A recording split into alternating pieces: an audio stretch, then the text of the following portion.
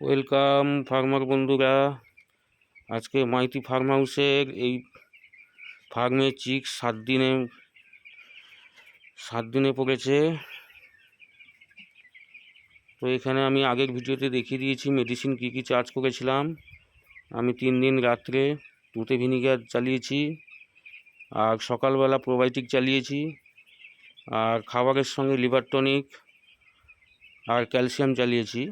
3 দিন আমার course complete হয়ে গেছে। তো আজ থেকে সকাল আর রাত্রে শোধন করা জলই দেওয়া থাকবে, শুধু প্লেন জল। সেফগার্ড দিয়ে শোধন চলবে এখন 12 দিন বয়স পর্যন্ত।